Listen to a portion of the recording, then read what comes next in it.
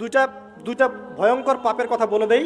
এই দুইটা পাপে যারা আসক্ত হয়ে আছে তারা তওবা করে ফিরে আসলে পরেও সারা জীবন তাদেরকে এটা সাফার করতে হবে। কথা বুঝতে পারছেন না? তওবা করে ফিরে এসেছেন মনে করেন, তারপরেও আপনাকে সারা জীবন এই পাপের ফলটা ভোগ করতে হবে। এক, মাদকদ্রব্য দীর্ঘদিন সেবন করেছেন, তওবা করেছেন, ফিরে এসেছেন, আল্লাহ হয়তো মাফ করে দিয়েছেন, আল্লাহ পাক মাফ করে দিয়েছেন, বাট আপনি আপনার দেহের যে ক্ষতিটা করে ফেলেছেন এটা পোষাতে পারবেন না। এক নাম্বার। দুই, তখন আপনি যদি বিয়ে করেন আপনি স্ত্রীকে সন্তুষ্ট করতে পারবেন না। হ্যাঁ।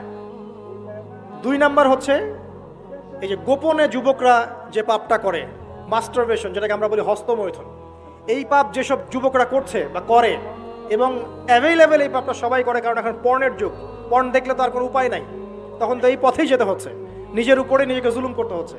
যারা হস্তমৈথুন অভ্যস্ত হয়ে গেছে এরা যদি তওবা করে ফিরেও আসে, শরীরের যে ক্ষতিটা হয়েছে এটা পূরণ হবে না কখনো।